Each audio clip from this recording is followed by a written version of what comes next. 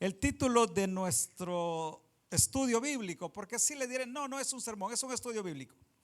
La Trinidad, la Trinidad. Creo que ya hemos escuchado acerca de lo que es la Trinidad y esta noche quiero que ahondemos un poquito más. Hermanos, quiero que quizás vayamos desde el principio. Hermanos, el cristianismo tiene distintas divisiones y lamentablemente cada división pareciera enemiga de la otra. Se acusan mutuamente, se desvirtúan la una con la otra.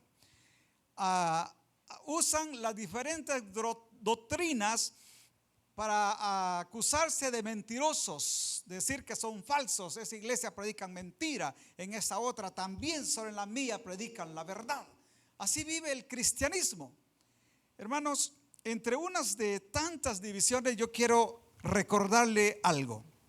Nuestro Señor Jesús, después que hubo cumplido su ministerio y se le apareció a sus discípulos dando testimonio que la escritura se había cumplido y que él había resucitado conforme estaba escrito, prácticamente fundó una iglesia basada en la verdad, una iglesia respaldada por el Espíritu Santo, porque les dijo claramente que vendría el Espíritu sobre ellos y que no se fueran sin antes recibirle. Y aquella iglesia comenzó a crecer. Esa iglesia fue perseguida por la clase religiosa del pueblo, después fue perseguida por el imperio y en medio de esa persecución la iglesia tomó diferentes rumbos en aquel mundo. Unos se fueron para Asia, otros se fueron para Egipto, otros se fueron para Europa y en fin, para todos lados. Pero en todas partes del mundo habían comunidades cristianas. En todas partes del mundo habían comunidades cristianas. En medio de la persecución, en medio de las amenazas del imperio, habían grupos de cristianos en diferentes regiones. Teníamos cristianos en Asia, teníamos cristianos en Europa, en diferentes partes de Europa, teníamos cristianos en Alejandría, en Grecia, habían cristianos. De todos esos lados habían cristianos. Hermanos, un poco en las sombras, un poco escondidos de forma clandestina, pero habían cristianos que guardaban el testimonio de Cristo Jesús. Después del tiempo, la persecución cesó. Allá por el año 312, esa es la fecha que la historia, que los pastores o predicadores utilizamos, 312, pero realmente la historia registra que fue unos 6 años antes que la persecución cesó. Solo que en el 312 fue prácticamente oficial que el imperio ya no iba a perseguir a la iglesia. Y comenzaron aquellas comunidades que habían sobrevivido a la persecución a desarrollarse y a crecer.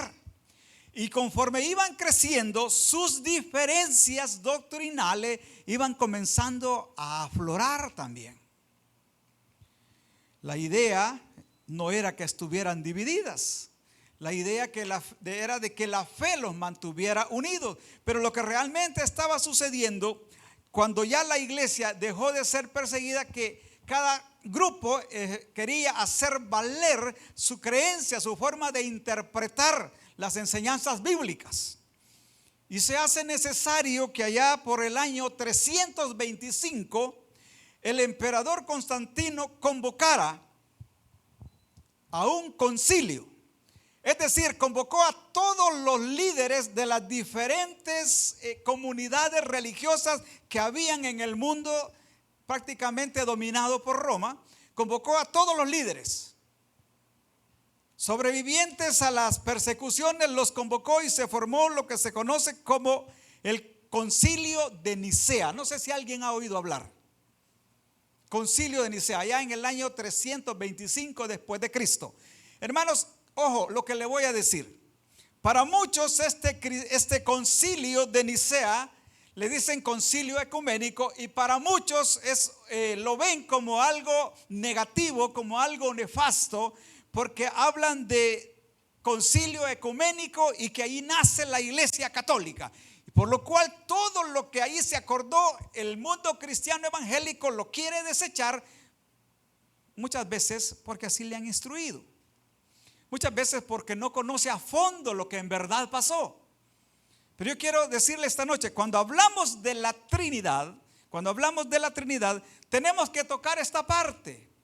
¿Por qué? Porque realmente, hermanos, fue en el concilio de Nicea del año 325 a donde se plasmó como una sola verdad, a donde se fundaron los tres pilares del cristianismo: Padre, Hijo y Espíritu Santo.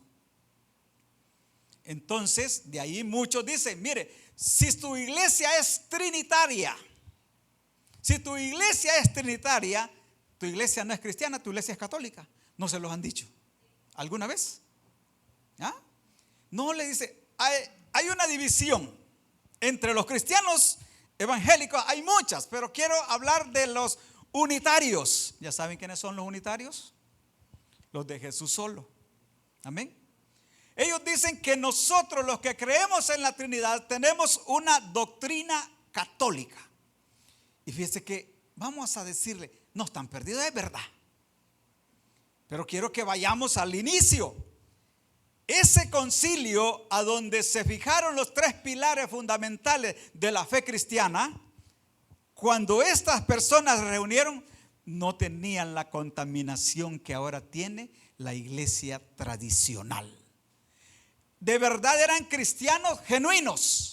Eran cristianos que habían sostenido, a pesar de las amenazas, a pesar de las persecuciones, habían sostenido el testimonio de Cristo.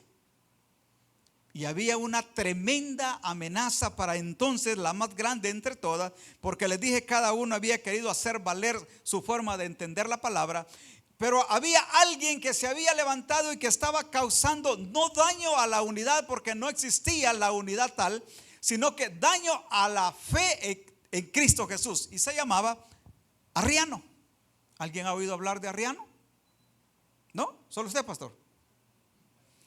Este fulano, en parte de Alejandría, y hasta donde tenía los tentáculos su movimiento cristiano, que había también había sido beneficiado con la no persecución, empezaba a regar en todas las partes a donde podía que Jesús no era Dios. Empezó a negar la divinidad de Cristo y empezó a acusar que Cristo no era lo que tradicionalmente las comunidades cristianas habían enseñado. Él decía, él sostenía, su enseñanza se basaba en que Jesús era una persona creada, que no existía antes de ser engendrado y que no tenía la calidad de deidad. Esta era una de las tremendas amenazas que había para la fe cristiana en este tiempo. Y fue en el primer concilio de Nicea para dejar claro que había un Padre, que había un Hijo, que había un Espíritu Santo, que se creó lo que se conoce como el credo niciano.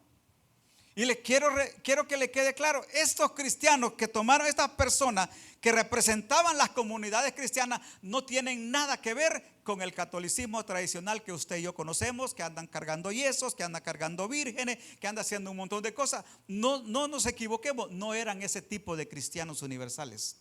Eran personas que de verdad, si habían sobrevivido a la persecución, era porque estaban tomados de la mano de Dios. Si en medio de la persecución sus comunidades cristianas habían crecido y se habían mantenido, eran porque eran cristianos genuinos que dependían de la búsqueda de Dios. De una forma, para poner fin, crean lo que se llama o se conoce, y si usted nunca lo ha oído, se llama el credo niciano. ¿Alguien lo ha oído? ¿No? Fíjese que como es estudio bíblico, se lo voy a leer para que no se le olvide. Y usted me dice si esto es bíblico o no es bíblico. Dice así, mire, creemos en un solo Dios, Padre todopoderoso, creador de todas las cosas visibles e invisibles, y un solo Señor Jesucristo, el Hijo de Dios, unigénito, nacido del Padre, es decir, de la sustancia del Padre, Dios de luz, luz de Dios, Dios verdadero de Dios verdadero, engendrado, no creado, de la misma naturaleza del Padre, por quien todo fue hecho, tanto lo que hay en el cielo como en la tierra, que por nosotros los hombres y por nuestra salvación bajó y se encarnó y se hizo hombre. Padeció y resucitó al tercer día y subió a los cielos y vendrá a juzgar a vivos y muertos, y en el Espíritu Santo también creemos. Lo demás no se lo leo porque se va a perder. Pero esa fue parte del credo niceno, de lo que afirmaron. No, creemos en Dios Padre, creemos en el Hijo y creemos en el Espíritu Santo. Entonces, cuando hablamos de Trinidad, cuando la iglesia habla de Trinidad, vienen las doctrinas contrarias a la Trinidad y dicen: tu fe, tu doctrina es católica. Amén. Ahora quiero que vayamos a la palabra, porque ya vimos parte de la historia, pero quiero que vayamos a la palabra. Hermanos, la enseñanza acerca del Padre, del Hijo y del Espíritu Santo, aunque se afirmó en el Concilio de Nicea, en ningún momento nació ahí esa fe o esa creencia. Quiero que vaya conmigo. Se me ha perdido la cita entre tantas que traía para ahora. Pero cuando el apóstol Pablo le dice a los corintios, por acá tiene que estar: la gracia del Señor Jesucristo, el amor de Dios y la comunión del Espíritu Santo sean con todos vosotros. No sé si leyeron ese versículo. Dice segunda de Corintios 13:14: la gracia del Señor Jesucristo, el amor de Dios y la comunión del Espíritu Santo sea con todos vosotros. Está mencionando 3. Amén. Ahora, ¿en qué año se escribió esta carta? No se escribió después del 325. Esta carta se escribió aproximadamente en el año 50, entre el año 45, 48, antes del año 90. Ya todos los libros del Antiguo Testamento ya habían sido recopilados. Y si usted ve en el Nuevo Testamento, muchas partes hay a donde habla del Padre, del Hijo y del Espíritu Santo. Por lo cual no es una doctrina que nace en el Concilio de Nicea. Es una doctrina que ya la iglesia cristiana evangélica, temerosa de Dios, utilizaba y enseñaba e instruía, y era una doctrina fundamental para la iglesia, para todos aquellos que creemos en Jesús. Cuando hablamos de Trinidad, hermanos, tenemos que entender, la palabra Trinidad no la va a encontrar en la Biblia, y eso ya en unas ocasiones lo ha explicado nuestro pastor. Como tampoco va a encontrar rapto. Amén. ¿Verdad que no está, pastor? Rapto. Pero ¿cuántos creen en el rapto? Es un concepto fundamentado en la Biblia, que dice que nuestro Señor, con voz de mando, con trompeta de Dios y con voz de arcángel, descenderá del cielo, y los muertos en Cristo resucitarán primero. ¿Lo dice así? ¿Se refiere a qué? Al rapto. No aparece tal palabra en la Biblia, pero sí aparece el concepto. Cuando hablamos de la Trinidad, tampoco aparece en la Biblia, pero sí hay suficientes evidencias de que hay Padre, que hay Hijo y que hay Espíritu Santo. La Trinidad, hermanos, como tal no aparece, le digo, como tampoco aparece rapto, tampoco aparece dispensación. Pero en cuanto a la Trinidad, tenemos pasajes bíblicos que expresan con claridad la existencia de un Dios Hijo, de un Dios Padre y un Dios Espíritu Santo. ¿Por qué uso la palabra Dios? Dios Padre, Dios Hijo, Dios Espíritu Santo. Porque de acuerdo a lo que entendemos, Dios es una deidad a la que le atribuimos poderes sobrenaturales. Ese es un Dios. Por eso cuando la persona desvía su creencia del verdadero Dios y comienza a pedir ídolos, ese es su Dios. Y hace del ídolo un Dios, porque comienza a pedir intervenciones sobrenaturales que solo nuestro verdadero Dios lo puede hacer. Y a través de la Biblia, hermanos, hemos visto cómo Dios, el Padre, obró a favor del hombre.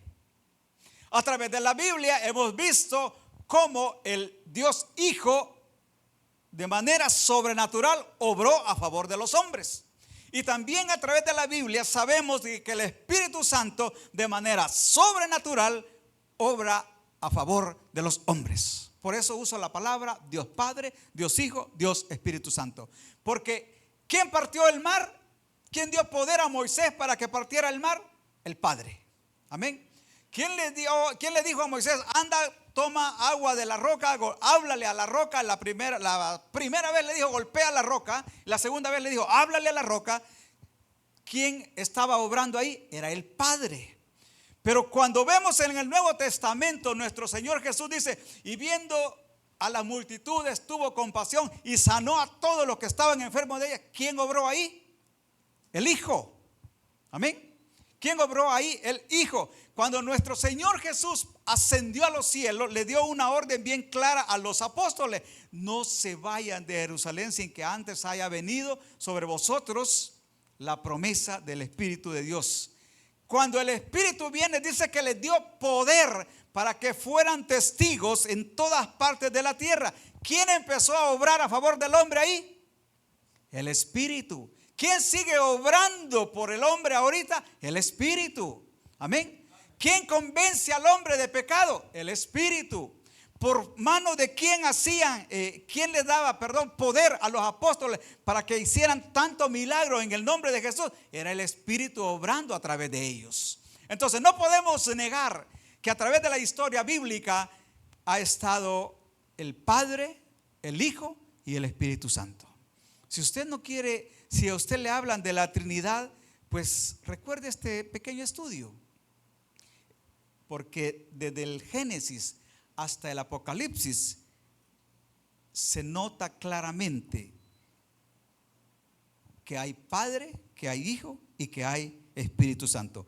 Ejemplo, hermano, el Padre habló con Noé para salvar a la familia.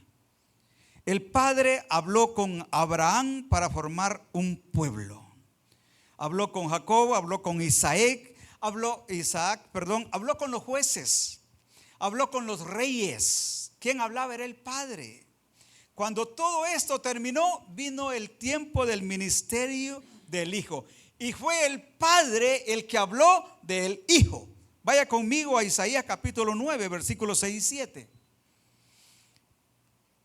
Porque a un niño nos es nacido, hijo nos es dado, y el principado sobre su hombro. Y se llamará su nombre admirable, consejero, Dios fuerte, Padre eterno, príncipe de paz. Lo dilatado de su imperio y la paz no tendrán límite sobre el trono de David y sobre su reino, disponiéndolo y confirmándolo en juicio y en justicia desde ahora y para siempre.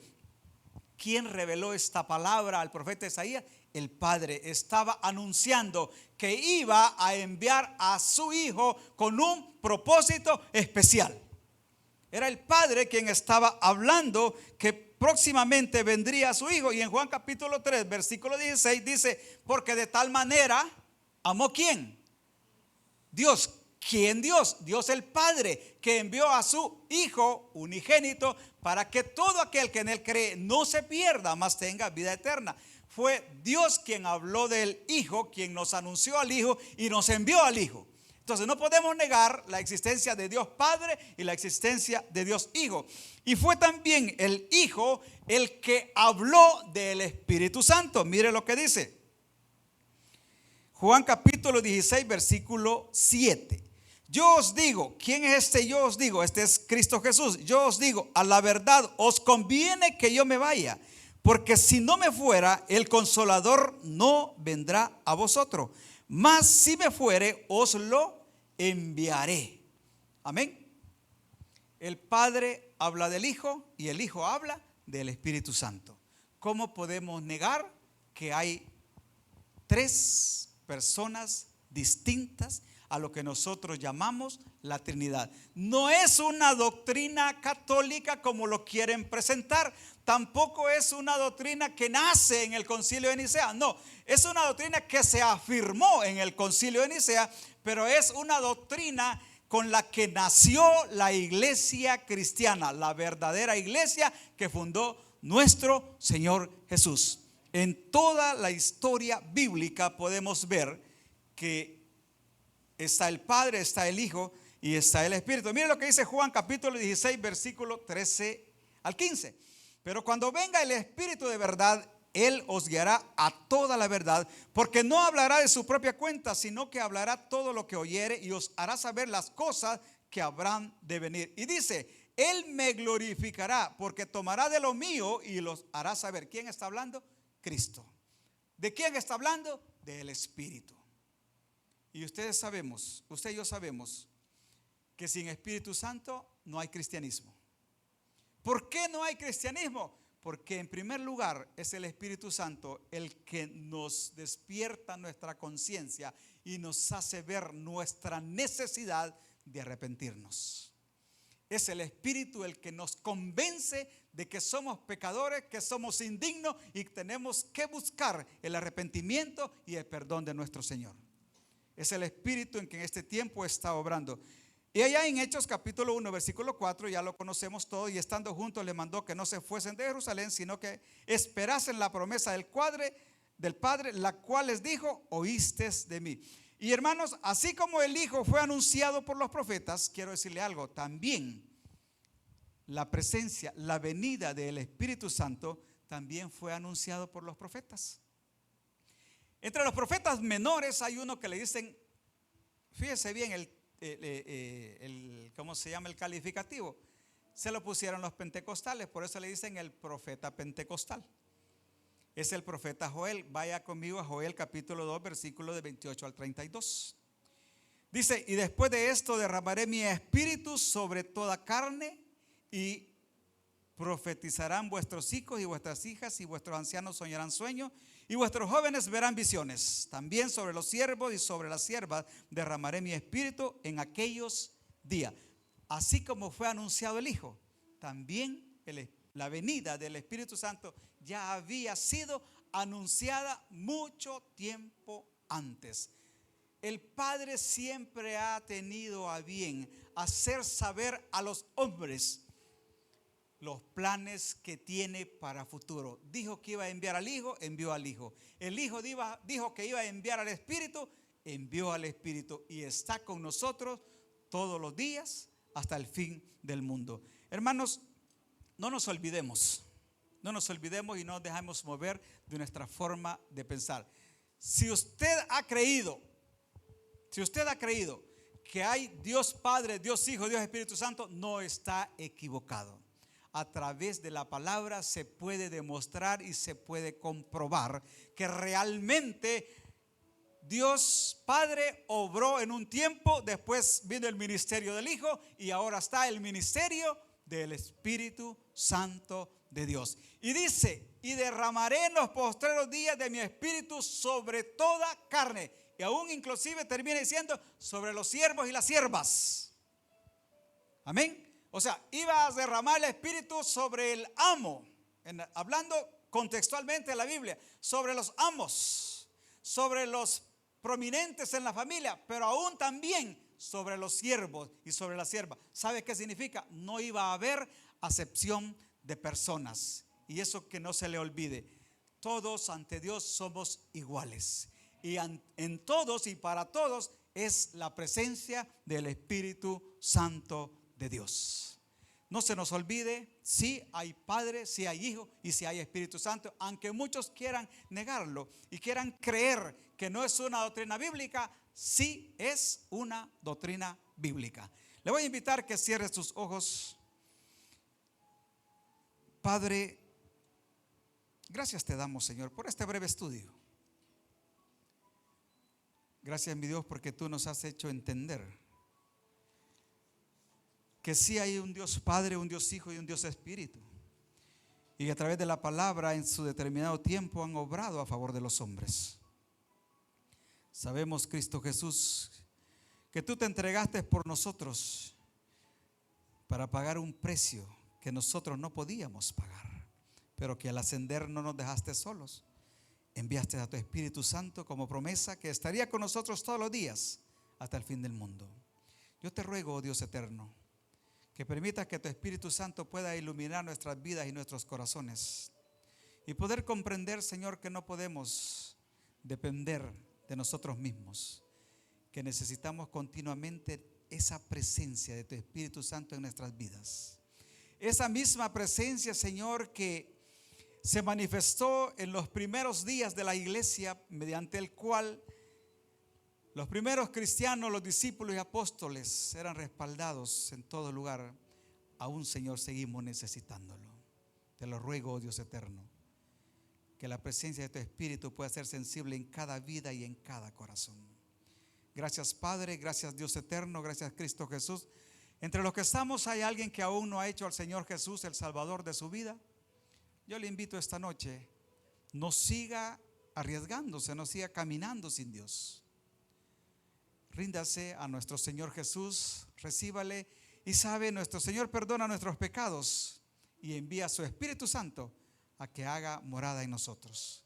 Si no lo hay, terminamos orando. Padre, gracias te damos. Gracias, Cristo Jesús. Gracias, Dios eterno. Llévanos con bien a nuestros hogares y permite, oh Dios, que en el próximo culto podamos estar acá para alabar, glorificar y bendecir tu nombre. En el nombre de Cristo Jesús hemos orado.